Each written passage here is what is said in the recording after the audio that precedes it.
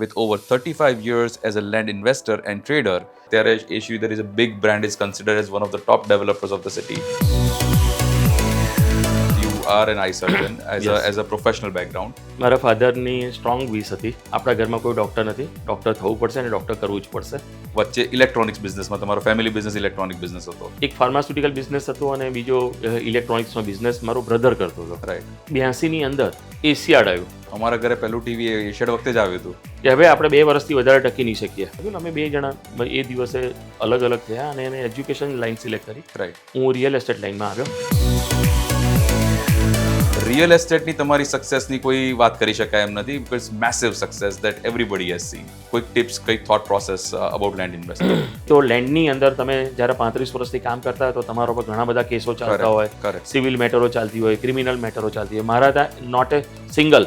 તમારો શ્રીધર આલાયમ બંગલો એ એક બહુ મોટું લેન્ડમાર્ક છે અમદાવાદમાં. એ પણ અમે 84-85ની અંદર એ જમીન માત્ર 200 રૂપિયા વારે અમે જમીન ખરીદેલી. 20,000 વાર જગ્યા. કેમ કે હું એકલો જ મારો કોઈ કોમ્પિટિટર નહોતો ત્યાં આગળ એ વખતના સમયમાં. રાઈટ. 45,000નું કન્સ્ટ્રક્શન ઇન્ટિરિયર સાથે પૂરું કરું 3 વર્ષ બહુ મોટી વાત છે. બહુ મોટી વસ્તુ છે. તો અત્યારે કયા પોકેટ છે કે જ્યાં આગળ એમને ધ્યાન રાખવું જોઈએ, કે જ્યાં આગળ એમને અત્યારે ઇન્વેસ્ટમેન્ટ ચાલુ કરવું જોઈએ four next 10 to 15 years? Ladies and gentlemen, welcome to another episode of Track Podcast. Today we have with us Mr. Ajay Sridhar, an ophthalmologist by education, is a highly respected name in Ahmedabad's real estate industry. With over 35 years as a land investor and trader, he brings precision, discipline, and foresight values shaped by his medical background. Guided by ethics and integrity, Ajay Sridhar quickly gained a reputation for trust and transparency. He began real estate development 15 years ago, strategically diversifying and building a strong bond. Today, he leads a well-established and diversified development company known for quality construction, timely delivery, and customer satisfaction. His unwavering commitment to excellence continues to set industry benchmarks and inspire confidence among clients and peers. Let's have a conversation with Mr. Ajay Sridhar. Good afternoon, Ajay sir. Thank you very much. You accepted this invitation to have this conversation and to come to the track office. Thank you very much. બહુ મજા આવશે તમારી જોડે વાત કરવાની. It's okay. Sir, to start with, I just wanted to ask you one question. તમારું total background is your educational background is in as an ophthalmologist. You are an eye surgeon as a professional background. Yes. અને તમારું by and large career is in real estate. થોડોક Yes. સમય તમારો વચ્ચે electronics બિઝનેસમાં, તમારો family business electronic business હતો. બરાબર. તો આ તમારી journey from education of as a ophthalmologist, family background business as electronics, and now such a big name in real estate. આ તમારી જર્ની થોડીક એક્સપ્લેન કરશો? જર્નીની શરૂઆત કરીએ તો એઝ અ સ્ટુડન્ટ પહેલેથી ભણવામાં હું બ્રાઇટ હતો. મારા ફાધર પ્રોફેસર હતા અને મારા ફાધરની એવી બહુ જ એવી વિશ હતી કે સારા માર્ક્સ મારા આવ્યા તો કે મારો સન મારા ફેમિલીમાંથી કોઈ એક જણ ડૉક્ટર્સ થાય. મારી ઈચ્છા નથી એ વખતે પણ ડૉક્ટર થવાની. જ્યારે મારા 12થમાં સારામાં સારા માર્ક્સ આવ્યા ત્યારે મેં રેઝિસ્ટ કર્યું કે મારે આ નથી કરવું, મારે બિઝનેસમાં લગતા કોઈ પણ વસ્તુમાં મારે જવું છે અને મારે બિઝનેસ જ કરવો છે.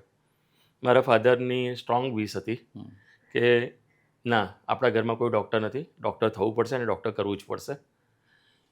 ઘણું બહેસ થયા પછીથી એમની ઈચ્છા પૂરી કરવા માટે મેડિકલમાં મેં જોઈન કર્યું. શું વાત છે?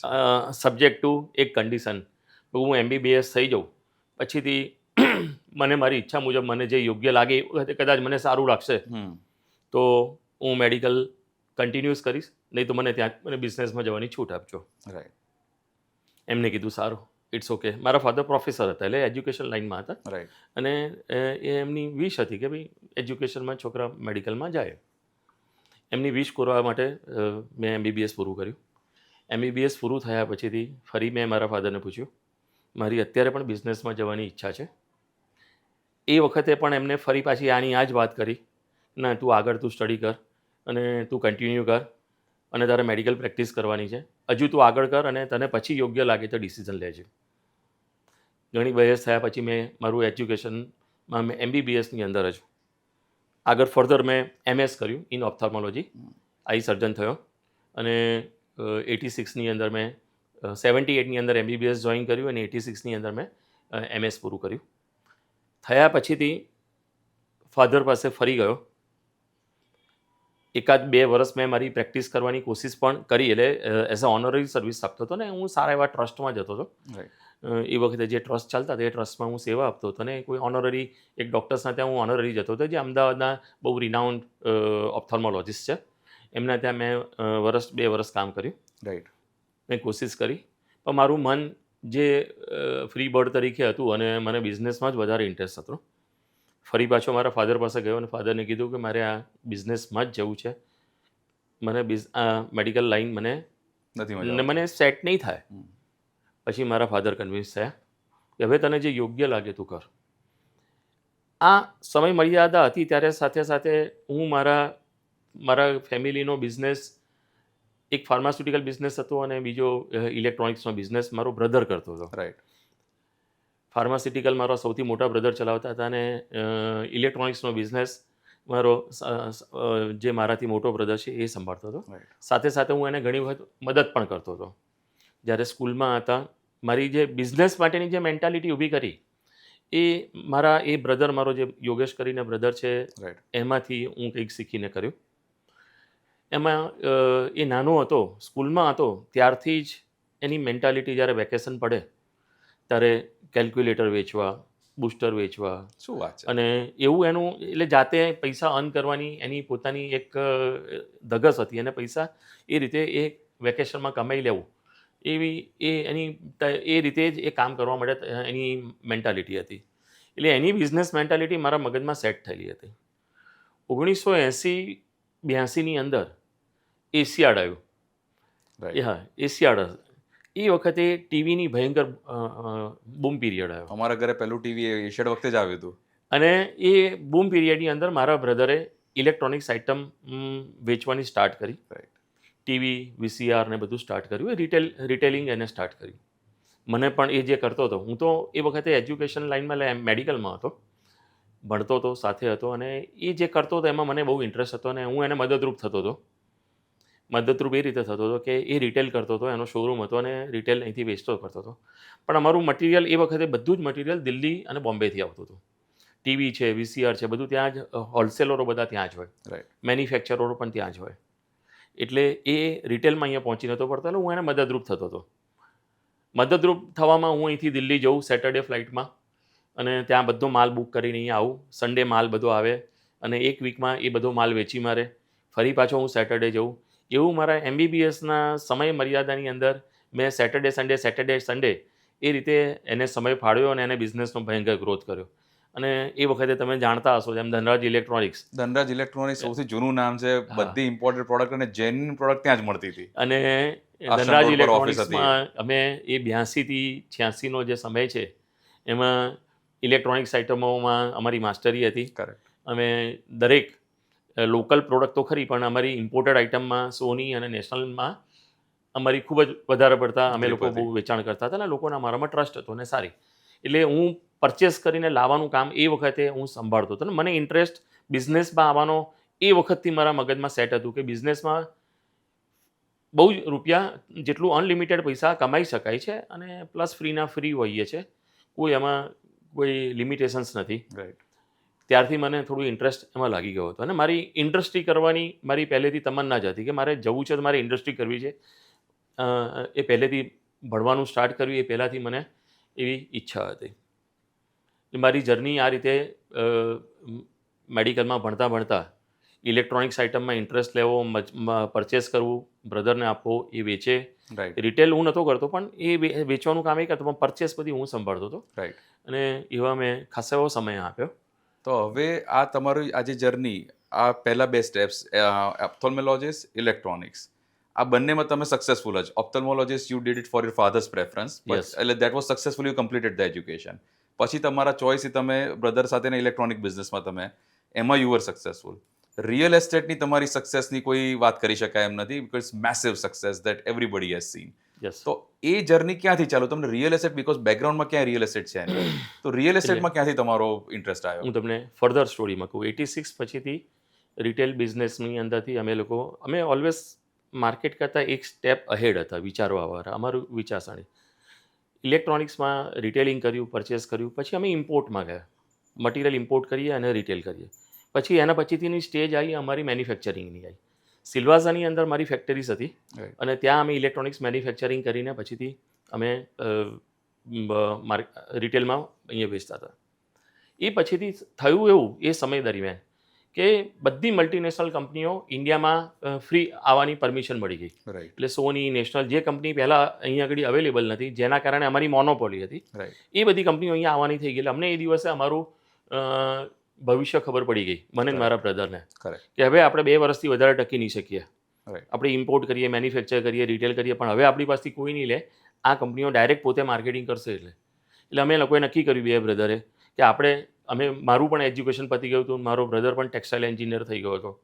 એટલે અમે બંને નક્કી કર્યું કે આપણે કોઈક લાઈન સિલેક્ટ કરીએ. એ એજ્યુકેશન લાઈન એને સિલેક્ટ કરી. અને હું શોધતો હતો લાઈન, એટલે મને ઇલેક્ટ્રોનિક્સ લાઈન એટલી બધી કમ્ફર્ટેબલ ના લાગી, કારણ કે ઇમ્પોર્ટ કરીને આ બધાની સાથે મલ્ટીનેશનલ Fight કંપની કરવાનું. સામે ટકી રહેવામાં મને કંઈ યોગ્ય ના લાગ્યું. એ સમય દરમિયાન અમે લોકો જ્યારે 2 બ્રધર જ્યારે જે પૈસા કમાતા હતા, તો પહેલેથી અમારા બંનેનું અન્ડરસ્ટેન્ડિંગ પ્રમાણે અમે લોકો થોડી જમીનો પરચેસ કરતા રહેતા હતા. રાઈટ. એટલે from the very first day અમે જ્યારથી કમાવાનું સ્ટાર્ટ કર્યું ત્યારથી અમે રિયલ એસ્ટેટમાં ઇન્વેસ્ટમેન્ટ ચાલુ કર્યું. થલતેજમાં જે હું અત્યારે જે મારા બંગલોમાં રહી રહ્યો છું, કરેક્ટ. એ પણ અમે 84-85ની અંદર એ જમીન માત્ર 200 રૂપિયા વારે અમે જમીન ખરીદેલી, ઓહો. 20,000 વાર જગ્યા. અને એ સિવાય પણ અમે ઘણી બધી જગ્યા ખરીદેલી એ વખતે થલતેજની અંદર. એ વખતે ત્યાં જમીનનો ભાવ હતો 200 રૂપિયા, 6 લાખ રૂપિયા વીઘો. આ એ વખતનો સમય હતો.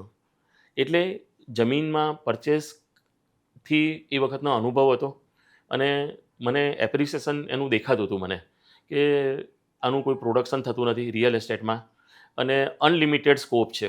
રાઈટ. મને એ દિવસે ભવિષ્ય રિયલ એસ્ટેટમાં વધારે સારું લાગ્યું, મારા બ્રધરને એજ્યુકેશન લાઇનમાં સારું લાગ્યું. અમે 2 જણા એ દિવસે અલગ અલગ થયા અને એને એજ્યુકેશન લાઇન સિલેક્ટ કરી. રાઈટ. હું રિયલ એસ્ટેટ લાઇનમાં આવ્યો. એ દિવસથી મારી રિયલ એસ્ટેટની લાઇન, હું આ વાત કરું છું 1990ની, રાઈટ. 1990sથી મેં આ બિઝનેસ રિયલ એસ્ટેટ ચાલુ કર્યો. રાઈટ. અને ત્યારથી લઈને અત્યાર સુધી રિયલ એસ્ટેટ 2025 સુધી અત્યારે પણ મારો portfolio, scope of work A land investment and trading જ છે. રાઈટ. મારો સન કન્સ્ટ્રક્શન લાઇનમાં છે, રાઈટ. ઇટ્સ ઓકે, પણ મારો આજની તારીખમાં મારા કંપનીના અમુક પોર્ટફોલિયો સંભાળું છું, પણ મારો મેઇન બિઝનેસ અને મારો main portfolio A Is land land trading. Investment and trading. Right. અને સર, તમારું લેન્ડ ઇન્વેસ્ટમેન્ટ અને ટ્રેડિંગની એક્સપર્ટીઝ બધાને ખબર છે, બિકોઝ તમે કાઇન્ડ ઓફ ક્લીન લેન્ડ ભેગી કરી. તમે ના હોય ક્લીન તો એને તમે ક્લીન કરાવડાવો છો. તમારી લેન્ડના ટાઇટલ્સ બહુ જ અશ્યોર્ડ હોય છે માર્કેટમાં. તમારી રેપ્યુટેશનની રીતે બી બહુ સરસ છે અને you have done wonders for your family with the wealth that you created in land. તો તમે શરૂઆત કયા પોકેટ્સથી, તમારા થલતેજવાળા પોકેટ્સથી તમે કરી, કયા બાજુ ત્યાં કોઈ તમારા મેસિવ શરૂઆતમાં ટ્રાન્ઝેક્શન્સ? 1990ની સાલમાં જ્યારે હું જમીનના રિયલ એસ્ટેટ માર્કેટમાં આવ્યો, ત્યારે પહેલો મારો માઇન્ડસેટ એવો હતો, કારણ કે જમીનમાં રિયલ એસ્ટેટ લાઇનમાં ખૂબ જ પૈસા જોઈએ, કારણ કે બલ્ક ખરીદવી હોય તો રૂપિયા ઘણા બધા જોઈએ. કરેક્ટ. રૂપિયા હતા અમારી પાસે, પણ એટલા બધા નહોતા કે જેથી મોટા બલ્ક ને મોટા લોટ અમે પરચેસ કરી શકીએ. એટલે શરૂઆતનો સમય મેં નક્કી કર્યું કે મારે શોર્ટ ટર્મ બિઝનેસ કરવો છે, શોર્ટ ટર્મ રિયલ એસ્ટેટમાં. આજે લીધું, 6 મહિનામાં વેચ્યું, 12 મહિનામાં વેચ્યું, એ પ્રકારનો શોર્ટ ટર્મ. મારે પ્રોફિટ કરીને પૈસા પહેલાં તો મારે એકત્ર કરવા છે. કરેક્ટ. એટલે એ મારો ગોલ બનાવ્યો. હવે એ ગોલ કરવા માટે મેં ક્યાં આ ગોલ થઈ શકે, એટલે મેં એના માટેનું માઇન્ડસેટ નક્કી કર્યું કે નજીકમાં કરું તો જ મારી પાસે બાયર આવશે. રાઈટ. એટલે મેં આજુબાજુના 5-6 ગામ, એટલે મેં રાંચડા સુધીનું માર્કેટ મેં ડિસાઇડ કર્યું. Right. થલતેજ, સિલજ, નાંદોલી, પછી રાંચડા, પલોડિયા, આ બધા સેક્ટર 5 ગામ અમદાવાદથી 2 કિલોમીટરની રેન્જમાં હતા. મને એ પોકેટ મને બહુ સારા લાગ્યા. આ 1990? 1990થી 96ની વાત કરું છું. ઓકે. 90થી 96ની વાત કરું Right. છું. મેં શરૂઆત જ રાંચેડા અને નાંદોલીથી કરી. સૌથી પહેલાં રાંચેડા અને નાંદોલીથી મેં શરૂઆત કરી અને ત્યાં લેન્ડ લેવાની શરૂ કરી. પહેલાં શોર્ટ ટર્મ ટ્રેડિંગ કર્યું. પછી મારો એ ફેઝ પત્યો શોર્ટ ટર્મ ટ્રેડિંગનો. 2-3 વર્ષ મેં શોર્ટ ટર્મ ટ્રેડિંગ કર્યું. એમાં સારો મને સક્સેસ મળ્યો, બહુ જ રૂપિયા કમાયો. પછીથી મેં લોટ ભેગું કરવાનું સ્ટાર્ટ કર્યું. રાઈટ. મેં 200 વીઘા, 500 વીઘા, 1000 વીઘા એવી ક્વોન્ટિટીમાં મેં લોટ્સ બનાવ્યા. એ વખતે આનંદભાઈ તમને એક વાત કરું કે જે જમીનોની પ્રાઇસ અત્યારે છે ને એવું નહોતું. અને એ વખતે લેન્ડની વેલ્યુ પણ એટલી નથી. આટલું ધ્યાનમાં નહોતું પડતું આટલું લોકોના ધ્યાનમાં જ નહોતું કે Right. લેન્ડ એ એક ઇન્વેસ્ટમેન્ટ માટેની ઓપોર્ચ્યુનિટીઝ છે. કરેક્ટ એવું 1996માં એવું હતું જ નહીં. કરેક્ટ એ વખતે તમે જુઓ તો રાચડાના ભાવ 3 લાખ રૂપિયા વીઘો હતા, નાંદોલીના ભાવ 6 લાખ રૂપિયા વીઘો હતા. રાઈટ આ ત્યાંના ભાવ હતા જે અત્યારે આપણે હજારોમાં ને લાખોમાં આપણે વિચારીએ છીએ. Right. એ વખતે અને કોઈ બાયર નહોતા. એ વખતે તમે જુઓ ને તો Right. ઇઝીલી મારે કોઈ 200-500 વીઘા કરવી હોય તો મારે ઇઝીલી થઈ શકે. તો મને સક્સેસ બહુ મળી, કારણ કે હું એકલો જ મારો કોઈ કોમ્પિટિટર નહોતો ત્યાં આગળ એ વખતના સમયમાં. રાઈટ એટલે મેં ધારી એટલી લેન્ડ મેં ભેગી કરી. નાંદોલીમાં આજે મેં 700-800 વીઘા જમીન ભેગી કરી. રાંચડાની અંદર મેં 400-500 વીઘા જમીન ભેગી કરી. એ વખતના સમયમાં 96માં, હું 96ની વાત કરું છું. મોટા લોટ બનાવ્યા, લોટ ભેગો કર્યો અને એને વેલ્યુ એડેડ બનાવી. એટલે વેલ્યુ એડેડમાં મેં એને કરી, રાઈટ એની માટેની જે બધી એનઓસી આવતી હોય એ કરી. અને બીજા કોઈ હર્ડલ્સ હોય એની અંદરના તમે ખબર છે કે જમીનની અંદર ટાઇટલની અંદર ઘણા બધા હર્ડલ્સ આવે. કરેક્ટ હર્ડલ્સ બધી દૂર કરીને ક્લિયર કરી બધી જ લેન્ડ્સ, અને એના એક સારો કોઈકને વેચવા માટે એના લોટ્સ બનાવ્યા. અને એ રીતે પછી મેં સૌથી પહેલાં ટ્રેડિંગ કર્યું, પછી લોટ્સ બનાવવાનું ચાલુ કર્યું, પછી લોટ્સ વેચવાનું ચાલુ કર્યું.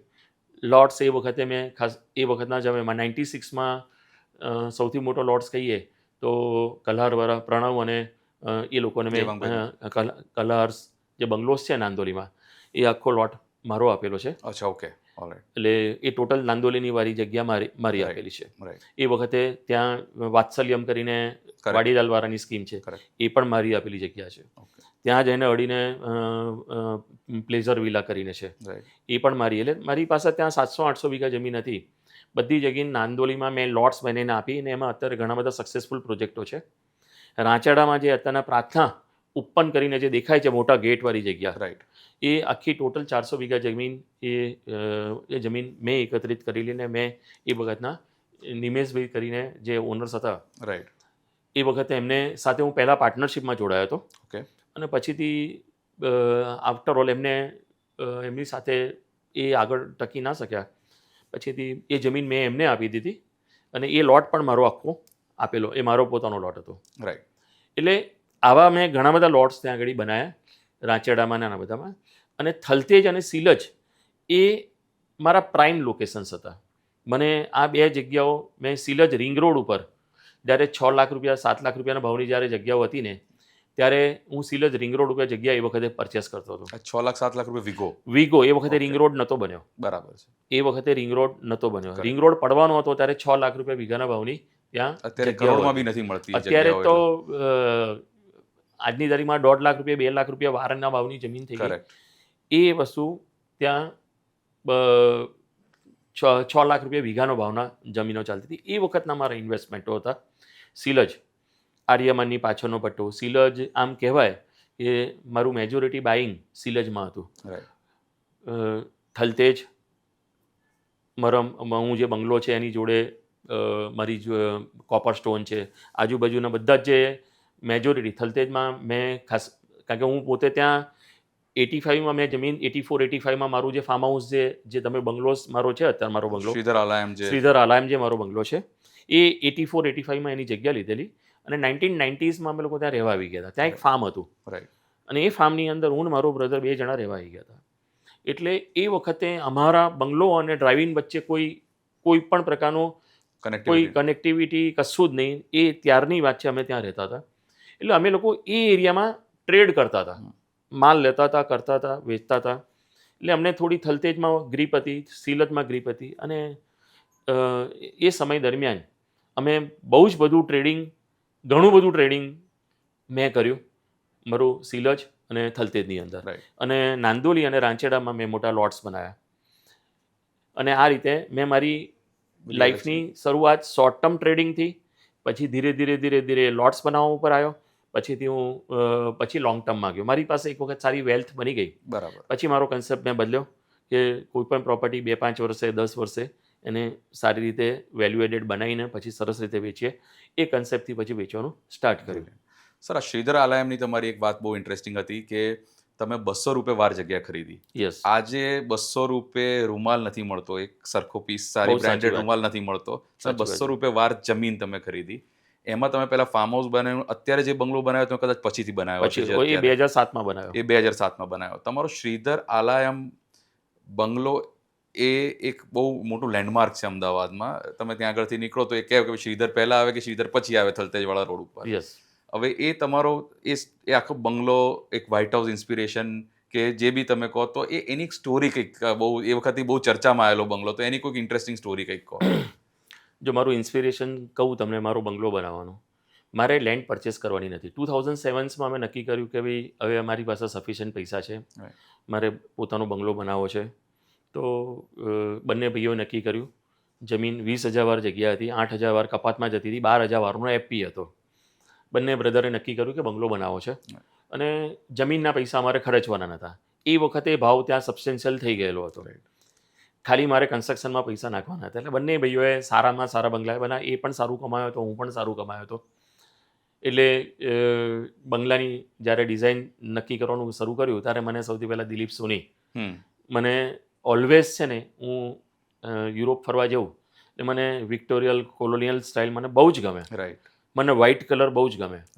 એટલે મને મારા માઇન્ડસેટમાં હતું જ. કરેક્ટ. મને મોડર્ન કન્સેપ્ટ છે એ યુઝવલી કેવું કે 2-5 વર્ષમાં તમને ફેડઅપ થઈ જાઓ. કરેક્ટ. આ પ્રકારનું જે કન્સ્ટ્રક્શન છે તમને લાઈફ ટાઈમ, તમે 50 વર્ષે 25 વર્ષે પણ તમને આવું જોવું ગમે. કરેક્ટ. જે મારો બંગલો પણ છે અને મારી ઓફિસ કોર્પોરેટ હાઉસ બી તમારું એ રીતે એટલે મારું વિક્ટોરિયલ કોલોનિયલ સ્ટાઇલ એ મને ગમતી સ્ટાઇલ છે. મારું ફર્નિચર પણ બધું ક્લાસિકલ ફર્નિચર દરેકે દરેક. એટલે મને એના માટેના સારા આર્કિટેક્ટ દિલીપ સોની મળી ગયા. રાઈટ. અને ક્લાસ બંગલો બનાવ્યો એમને. એમની સાથે બંગલો બનાવતા અમારે ખાલી માત્ર 3 મહિના થયા હતા ડિસાઇડ કરતા કે મારે શું જોઈએ છે. મારો કન્સેપ્ટ એમને કીધો કે મારે મારા ઘરમાં આટલી વસ્તુ જોઈએ છે, મારા શોખ આટલા છે, મારે આ હાઇટ ઉપરનો બંગલો બનાવવો છે, મારે ગ્રાઉન્ડ લેવલનો નથી બનાવવો અને મારે ગ્રાઉન્ડ લેવલે આટલી ફેસિલિટી છે. વિધિન 3 મંથ્સ બંગલો ડિસાઇડ થયો, ડિઝાઇન રેડી થઈ ગઈ એની. ડિઝાઇન તૈયાર થઈ ગઈ, ઓલ કોન્ટ્રાક્ટર્સ નક્કી થઈ ગયા. રાઈટ. અને સારું નિલેશ કાવા રાઈટ. જે મારા ઇન્ટિરિયર ડિઝાઇનર હતા એ Right. બંગલાના, એ પણ નક્કી થઈ ગયા. અને બધી જ વસ્તુ વિધિન 3 મંથ્સ. અને 2010માં મારો આ બંગલો વિથ ફર્નિચર મેં પૂરો કર્યો. મારું ટોટલ 45,000 સ્ક્વેર ફીટનો બંગલો છે. 45,000 સ્ક્વેર ફીટ મેં 3 વર્ષમાં વિથ ઇન્ટિરિયર એનું કામ પૂરું કર્યું. શું વાત છે, ધેટ્સ ક્વાઇટ અ ફીટ. કારણ કે Yeah. 45,000 નું કન્સ્ટ્રક્શન ઇન્ટિરિયર સાથે પૂરું કરું 3 વર્ષ બહુ મોટી વાત બહુ છે. મોટી વસ્તુ છે. આજની તારીખમાં એ વસ્તુ કરવા જવું તો એક તો કોસ્ટ વાઇઝ એ વખતે કોસ્ટ પણ એટલી નથી. રાઈટ. કન્સ્ટ્રક્શન કોસ્ટ પણ નહોતું. ઇન્ટિરિયર માટેના જે કોસ્ટ હતી એ પણ બહુ રિઝનેબલ હતી. ડોલર પ્રાઇસ ને આ બધી પ્રાઇસ પણ બહુ રિઝનેબલ હતી. કરેક્ટ. એટલે શું છે કે મારો બંગલો જ્યારે બની ગયો ત્યારે બની ગયો અને બહુ સારી રીતે બની ગયો. કરેક્ટ. અને પછી તે લેન્ડમાર્ક પ્રોજેક્ટ થઈ ગયો. રાઈટ. સર, તમારી જર્નીની અંદર આ તમારું શરૂઆતનો કરિયર રિયલ એસ્ટેટમાં એઝ અ ટ્રેડર ઇન્વેસ્ટર, અત્યારે તમારું એક બીજી massive side as a organization is A Shridhar developers, અને એની અંદર તમે અને Sharvilbhai has made a huge mark. અત્યારે A Shridhar is a big brand, is considered as one of the top developers of the city yes, in terms of quality, in terms of delivery, in terms of transparency. તો yes. એ journey કેવી રીતે રહી? તમે અને શર્વિલભાઈએ hand in hand તમે બહુ જ સરસ કામ કર્યું, એના વિશે કંઈક કહો. 2008માં શર્વિલ યુએસથી ભણીને ઇન્ડિયા પાછો આવ્યો. Right. એ આવ્યો ત્યારે માઇન્ડમાં બહુ નક્કી ફિક્સ હતું. એ સિવિલ એન્જિનિયર થયો અને ત્યાં સિવિલ એન્જિનિયરની માસ્ટર ડિગ્રી એને ત્યાં લીધી. એને અહીંયા સેપ્ટમાં આગળ કમ્પ્લીટ કર્યું, બીજું કંઈ આગળ ફર્ધર એને જે કરવાનું હતું. અને એ આવ્યો ત્યારે 2008ની અંદર એ આવવાનો હતો ત્યારે મેં સૌથી પહેલો મારે એને પ્રોજેક્ટ આપવાનો હતો. એટલે એસજી હાઈવે ઉપર ઇસ્કોન એલિગન્સ છે Correct. એ અમારો ફર્સ્ટ પ્રોજેક્ટ હતો. Right. એ વખતે મારો પોતાનો પણ કોઈ કન્સ્ટ્રક્શન લાઇનમાં અનુભવ નહોતો. શર્વિલ પણ નવો આવી રહ્યો હતો. એટલે હું એવા કોઈકની શોધમાં હતો કે જે આ લાઇનમાં કામ કરતા હોય. Correct. અને એ વખતે મારી સાથે જયેશ મારો મિત્ર ખાસ હતો. એટલે અમે 2 જણા, મેં એની સાથે વાત થઈ, હું મારો સન આ રીતે આવી રહ્યો છે ને તારા અંડરમાં મારે એક બિલ્ડિંગ બાંધવું છે, તું પણ સાથે આવી જા. એટલે અમે 2 જોઈન્ટલી એને સર્વિલને ટ્રેન કર્યો એ વખતે, અને સર્વિલ થકી આખો એ પ્રોજેક્ટ એને કરાવડાયો. Nice. એટલે સર્વિલનો એ ફર્સ્ટ પ્રોજેક્ટ થયો જે ઇસ્કોન ત્યાં આગળ પ્રહલાદનગર ISKCON, જંકશન પાસે પ્રહલાદનગર. છે. એ સૌથી પહેલો ફર્સ્ટ પ્રોજેક્ટ એનો થયો અને એને સક્સેસફુલી ડિલિવર કર્યો, કન્સ્ટ્રક્ટ કર્યો અને પછીથી એને પોતાની ઇન્ડિવિજ્યુઅલ જર્ની સર્વિલે સ્ટાર્ટ કરી. અને અત્યારે તમે શું અત્યારે એ શ્રીધરમાં શર્વિલભાઈ હેઝ ડન ગ્રેટ વર્ક. તમારું what do you look after? જો આનંદભાઈ, સૌથી એનો જે બેઝ છે ને, એ બેઝ એટલે લેન્ડ. કરેક્ટ. સર્વિલને અત્યાર સુધી લેન્ડ પરચેસ કરવા જવું જ નથી પડ્યું. કરેક્ટ. મારી પાસે ઇન્વેન્ટરી તમારી જેટલી બધી છે. એટલે મારી ઇન્વેન્ટરીની અંદર જ એને કામ કર્યું છે અને કામ કરતો આવ્યો છે. કરેક્ટ.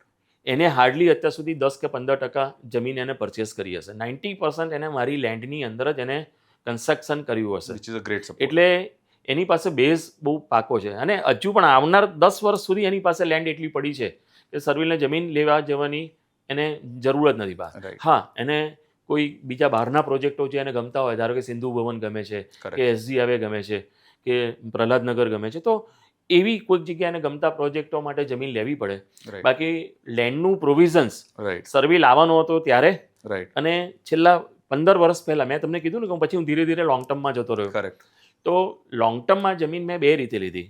એક તો મારી કંપનીને આપવા માટે જેમાં સર્વિલ ડેવલપ કરશે, એક એના માટેની લીધી, અને બીજું મેં બિલ્ડરોને આપવા માટે, ફાઇનલ પ્લોટ આપવા માટે મેં એનું પણ ટ્રેડિંગ મેં બહુ ખાસું એવું કર્યું. ઘણા બધા બિલ્ડર્સોને અમદાવાદમાં આમ એ સાઈડના તમે ઘણા બધા બિલ્ડર્સ જુઓ તો સિલજની અંદર મેક્સિમમ મેં જગ્યા થલતેજ, હેબતપુર, ભાડજ, એ બધામાં મારા ફાઇનલ પ્લોટ્સ આપેલા ઘણા બધા બિલ્ડર્સ મને બધા 90% જાણે છે મને, અને ટ્રેડ પણ એટલું કર્યું એની અંદર, અને સર્વિલે એની અંદર કન્સ્ટ્રક્શન પણ કર્યું, અને એને સક્સેસફુલી ઘણા બધા પ્રોજેક્ટ કર્યા, અને આજની તારીખમાં વેરાયટીઝ ઓફ એ વર્ક કરી રહ્યો છે. આજે એની પાસે દરેક ફિલ્ડમાં એ રેસિડેન્શિયલમાં, કોમર્શિયલમાં, બંગલોઝમાં, વીકેન્ડ Affordables, everywhere હોમ્સમાં, is present. દરેક સેક્ટરમાં એ કામ કરી રહ્યો છે, અને હવે એની ગ્રીપ આવી ગઈ છે. રાઈટ. અને તો તમે જે અત્યારે કે તમે જે આ ફાઇનલ પ્લોટ્સનું તમે જે ઇન્વેન્ટરી તમે કીધી, એ inventory just out of my curiosity, તમે એ સર્વે નંબર કે ટીપી પડ્યા પહેલાના સ્ટેજથી તમે એમાં ઇન્વેસ્ટેડ હતા અને પછી ટીપી આવીને ફાઇનલ પ્લોટ ફળવાયા, કે પછી Yes. તમે ફાઇનલ પ્લોટમાં ડાયરેક્ટ ઇન્વેસ્ટમેન્ટ કરેલા યસ, 2001માં ડીપી પડ્યો. Right. ડીપી એ વખતનો ડેવલપમેન્ટ પ્લાન 2001માં પડ્યો. રાઈટ. એ વખતના એરિયામાં મને સિલજ, ભાડજ, હેબતપુર, થલતેજ, જ્યાં ખાલી આ ટીપી આવવાની છે અને આ ઝોન આવવાનો છે એવી મને પહેલેથી ખબર હતી. રાઈટ. એટલે મેં મારી પરચેસ એ રીતેની મેં ત્યાં કરી રાખી હતી, સિલજમાં કરી રાખી. ત્યાં અલગ અલગ ટીપી નવી પડી. એ જ રીતે ભાડજ, જેમાં સાયન્સ પાર્ક છે, એ જે મેજર રોલ છે, ત્યાં મારી મેજર લેન્ડ પડેલી છે. એની અંદર પણ આજે મારી ખરીદી 15 વર્ષ પહેલાંની છે, રાઈટ. Before 15 years. રાઈટ. જ્યારે આજે એનું વેલ્યુએશનના આજના વેલ્યુએશનમાં લાખ દરજાનો ફરક છે. એટલે જે મેં લેન્ડ પરચેસ કરેલી એ વિચારીને કરેલી વખતે કે એટલે કન્સ્ટ્રક્શન કરવા માટે મારા સનને શું જરૂર પડશે અને મારા ટ્રેડિંગ માટે શું જરૂર પડશે. રાઈટ. ટ્રેડિંગમાં મેં 2 પોર્ટફોલિયો બનાવેલા, દૂરની જગ્યાઓ અને નજીકની જગ્યાએ. નજીકની જગ્યાઓ ફાસ્ટ ટ્રેડવાળી જગ્યા હતી. રાઈટ.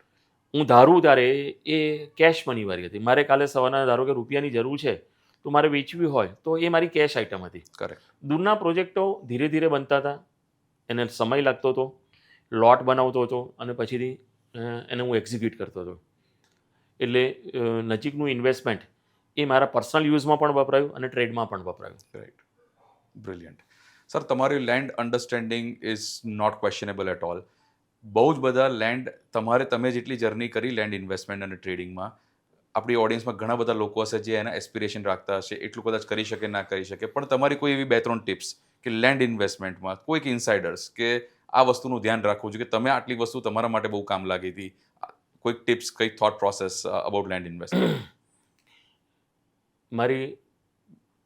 મારી રિયલ એસ્ટેટની હિસ્ટ્રીમાં સૌથી પહેલો મારો થંબ રૂલ મેં બનાવેલો, ક્યારેય ડિસ્પ્યુટેડ લેન્ડ નહીં ખરીદવાની. ડિસ્પ્યુટેડ લેન્ડ નહીં ખરીદવાની, ટાઇટલ જેનું ના હોય એવી જમીનમાં પડવાનું નહીં, અને એવી જમીન લેવાની નહીં ને વેચવાની પણ નહીં. આ મારો પહેલો થંબ રૂલ હતો. વસ્તુ સસ્તી મળે, તમે ડિસ્પ્યુટેડ લેન્ડમાં જાઓ અથવા તો કોઈ પ્રોબ્લેમવાળી જમીનમાં જાઓ, ડિફેક્ટિવ ટાઇટલવાળામાં જાઓ, તો એ લેન્ડ તમને 50%, 25% ભાવે તમને પડે. એને ક્લિયર કરવામાં તમારો સમય જતો રહે. એમાં ફરીથી ભવિષ્યમાં પાછો ફરી ડિસ્પ્યુટ આવે ત્યારે તમારી રેપ્યુટેશન, તમે કોઈને વેચી હોય તો તમારી રેપ્યુટેશન બહુ અફેક્ટ થાય. કરેક્ટ. એટલે મેં મારા લાઈફમાં મેં ક્યારેય ડિસ્પ્યુટેડ લેન્ડ ખરીદી નથી. હું 35 વર્ષથી આ લાઈનમાં છું. મારા બિઝનેસમાં કે મારા ઇન્ડિવિજ્યુઅલમાં કોઈ મારે કોઈ સિવિલ કોર્ટ મેટર કે ક્રિમિનલ મેટર આજની તારીખમાં ઝીરો મારા ત્યાં હશે. which is big. નહીં તો લેન્ડની અંદર તમે જ્યારે 35 વર્ષથી કામ કરતા હોય તો તમારા પર ઘણા બધા કેસો ચાલતા હોય, Correct. સિવિલ મેટરો ચાલતી હોય, ક્રિમિનલ મેટરો ચાલતી હોય. મારા ત્યાં નોટ એ સિંગલ કોઈ પણ પ્રકારની, એટલે માનસિક રીતે સ્ટેબલ માઇન્ડથી હું બિઝનેસ લેન્ડનો પરચેસ કરી શકું. એટલે સૌથી પહેલી વસ્તુ લેન્ડ પરચેસમાં ક્લિયર લેન્ડ લેવી. Right. કોઈ સેકન્ડ થિંગ, એપ્રોચ સારો હોય. Right. વિધાઉટ એપ્રોચ જગ્યા ના લેવાય. Right. આજુબાજુમાં સારા લેન્ડમાર્ક પ્રોજેક્ટો હોય. Right. જેની પાસેથી લેન્ડ પરચેસ કરીએ છીએ એ પરચેસ વાળો માણસ આઈધર વચ્ચે મીડિયેટર એટલે બ્રોકર અને ઓનર એ એક સારા માણસ હોવા બહુ જરૂરી છે. Right. ગમે ત્યારે તમે કોઈક જગ્યાએ ફસાઈ જાઓ ત્યારે એ બે જણા જ તમને બચાવી શકે. લેન્ડની બાબતમાં તમારું હ્યુજ ઇન્વેસ્ટમેન્ટ થાય છે. Correct. એટલે વચ્ચે સારા માણસ અને વચ્ચે સારા મીડિયેટર અને ઓનર પણ સારો હોવાનો જે તમને આપી રહ્યો છે એ બે સારા હોવા જોઈએ. આ બધા ફેક્ટર્સ. અને બીજું, જમીન હું કોઈ પણ ખરીદું છું ને, ગમે ત્યારે હું ટ્રેડિંગ માટે જમીન ખરીદું છું ત્યારે સૌથી પહેલાં લેતા પહેલાં હું મને આમાંથી એક્ઝિટ ક્યારે મળશે, Right. મારું પહેલેથી ફિક્સ હોય છે. હું આ જમીન ખરીદું છું, મારી આ જમીનમાં મને એક્ઝિટ શું મળશે, મને પ્રોફિટ શું મળશે. મારો ટાર્ગેટ હોય કે આની અંદર 50%, 100%, 200% પ્રોફિટ ખાવો છે, મારે લેવો છે, કેટલા સમયમાં મળશે અને મને એક્ઝિટ ક્યારે મળશે. અને મને જો એમાં એક્ઝિટ ના દેખાતી હોય, મને વસ્તુ સસ્તી મળતી હોય, ધારો કે દૂરની જગ્યાઓ છે પણ મને એમાં એક્ઝિટ ના દેખાતી હોય, તો હું એવી લેન્ડ સસ્તી મળતી હોય તો પણ હું પ્રિફર નથી કરતો. Right. મારા માટે એક્ઝિટ રૂટ લેતી વખતે બહુ ફિક્સ છે કે મને આ મારે વેચવી હોય ત્યારે હું ઇઝીલી વેચી શકું. Right. આ મારા ક્રાઇટેરિયા છે. Right. હવે સર, એક્ઝિટ એ બહુ ટ્રિકી સબ્જેક્ટ છે. As a consultant I also understand કે એક્ઝિટ સ્ટ્રેટેજી હોવી જોઈએ, પણ exit it is linked with lot of grid, કે હજી ભાવ વધશે અને એ ચક્કરમાં ઘણા બધા ઇન્વેસ્ટર્સ એક્ઝિટ રાઇટ ટાઈમ પર નથી મારતા અને પછીથી એ લેન્ડનું એપ્રિસિએશન બહુ સ્લો થઈ જાય છે અને બાય ધ ટાઈમ બીજી જગ્યાઓ બહુ વધી જાય છે. તો તમારો એક્ઝિટનો ક્રાઇટેરિયા તમે ઓકે તમારે એક્ઝિટ મળવી જોઈએ, પણ તમને કઈ રીતે ખબર પડે કે હવે આ એક્ઝિટનો ટાઈમ આવી ગયો છે? ગુડ ક્વેશ્ચન, બહુ સારો ક્વેશ્ચન તમે પૂછ્યો. હું કોઈક જગ્યાએથી એક્ઝિટની વાત કરું છું એટલે મને એની આજુબાજુમાં હું આ એક્ઝિટ લઉં છું તને મને એમાં મારો પ્રોફિટ આવી ગયો અને એ જ ઇન્વેસ્ટમેન્ટ હું બીજું સામે કરું છું. અત્યારના આ જ પૈસાથી હું બીજું ઇન્વેસ્ટમેન્ટ કરું તો મારી પાસે ડબલ લેન્ડ આવે છે, ત્યાં પ્રોફિટેબિલિટી આના કરતાં વધારે આવવાની છે. એવું મને જ્યારે મને વિઝનથી દેખાય એમ કે આ આગળની જમીન હું જે હવે પરચેસ કરી રહ્યો છું Right. એ આના કરતાં ફાસ્ટ વધશે અને મારા પાસે ડબલ ક્વોન્ટિટી પણ ડબલ થઈ જાય છે. આના કરતાં યુઝ્યુઅલી આપણે જમીન લેતા હોઈએ તો અત્યારે જે વેચતા હોય એના કરતાં આગળની જમીન ખરીદતા હોય, અડધી કિંમતવાળી કે સસ્તી જમીન જ ખરીદતા હોય, એક સ્ટેપ આપણે આગળ જઈને ખરીદતા હોય.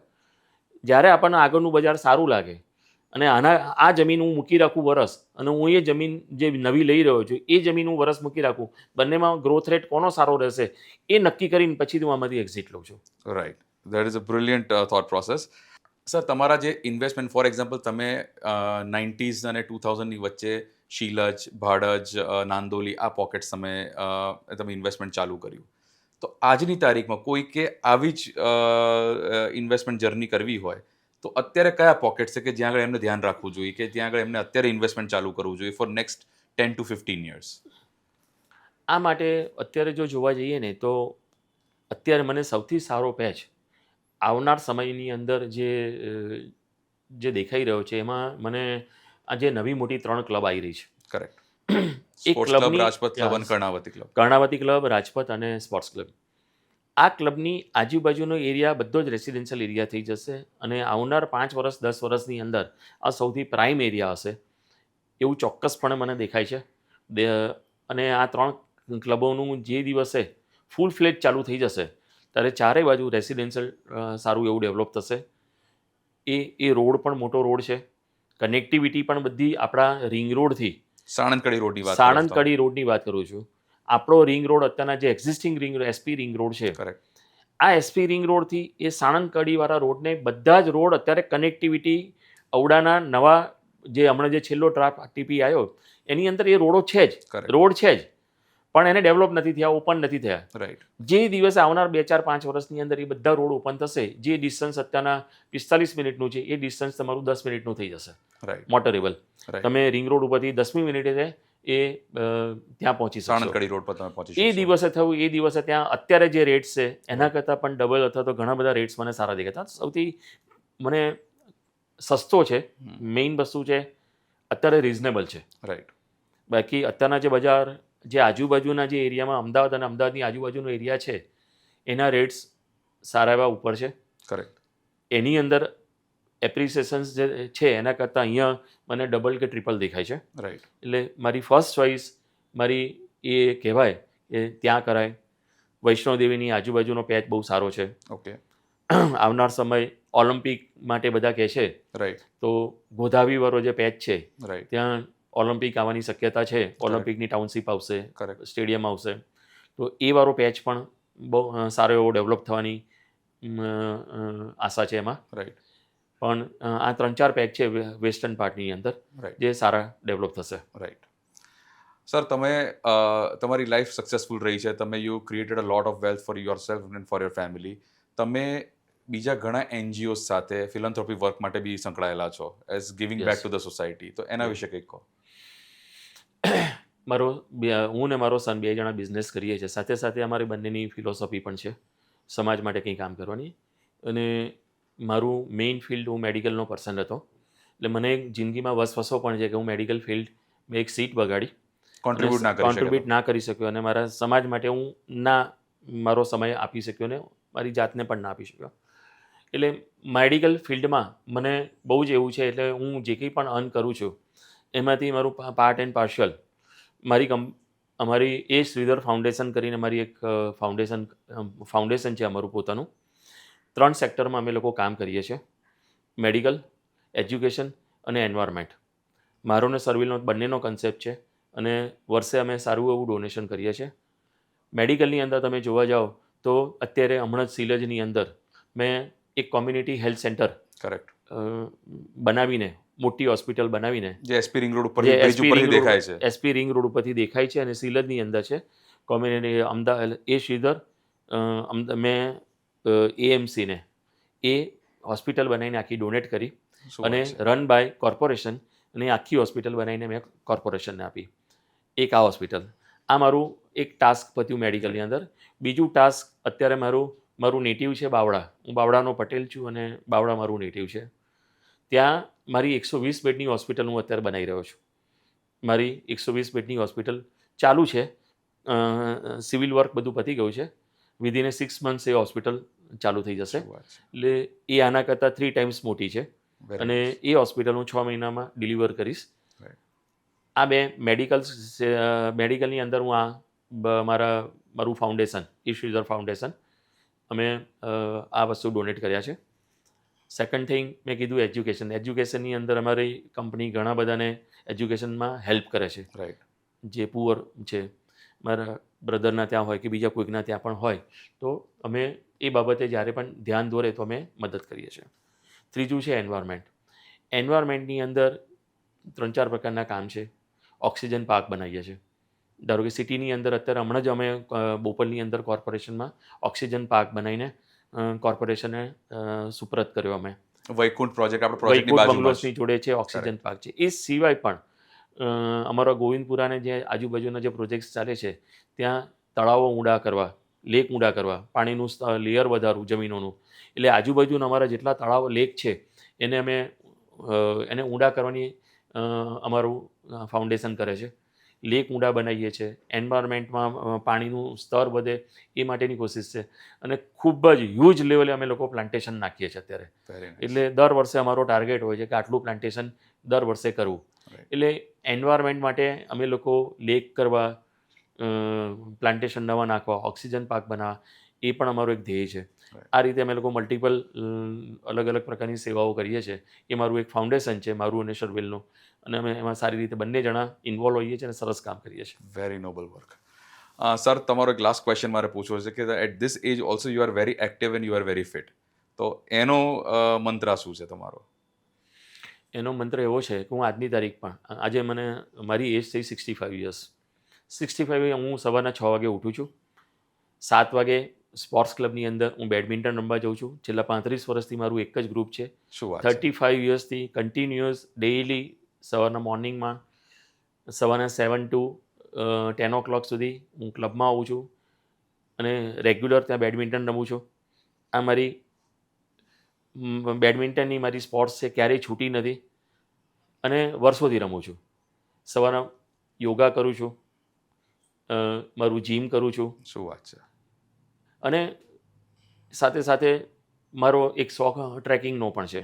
ઓકે. જ્યારે સમય મળે, મિત્રો મળે, તો ટ્રેકિંગ કરવા માટે બહારગામ જઈએ અને ટ્રેક પણ કરીએ છીએ. Very nice. I think Sharvilbhai has also picked up તમારી બેડમિન્ટનની તમારી જે ઇન્ટરેસ્ટ છે. I think Sharvilbhai also very regularly plays badminton at Rajpath club. મારા ફેમિલીની અંદર 4 જણા અમે બેડમિન્ટન રમીએ છીએ. શર્વિલ રમે છે, એની વાઈફ રમે છે, મારી ગ્રાન્ડ ડોટર છે, એ તો એક્સ્ટ્રા ઓર્ડિનરી રમે શું છે વાત અને ચેમ્પિયન છે. હમણાં જ શર્વિલે અને એની ગ્રાન્ડ ડોટર માટે અ, અ, એની જે નન્નાનું ઘર છે ત્યાં 2 બેડમિન્ટન કોર્ટ બનાવ્યા છે. શું અમે વાત છે. પેડલ બોલ, 2 બેડમિન્ટન કોર્ટ, અને એ badminton court open for all રાખ્યું છે. એટલે ઓકે. ત્યાં બહારથી કોચ બોલાયેલા છે અને ત્યાં કોચિંગ ફેસિલિટીઝ પણ આપે છે. મારી ડોટર પણ રમે So છે nice. અને ત્યાં બીજા જેને આજુબાજુવાળાને રમવું હોય તો 2 એસી બેડમિન્ટન કોર્ટ છે, ત્યાં કોચિંગ પણ આપે છે. એ સેવા Brilliant. પણ આપીએ છીએ. બહુ જ સરસ. Sir, Ajay sir, thank you so very much. It was so nice to talk with you and so many insights that you gave to us and to my audience also for investment tips, and your journey it's very inspiring. Thank you very much. Yeah, thank you. Thank you very much for being with us. You can follow us on our Instagram and Facebook pages. The handles are The Real Estate Connect TREC. Thank you.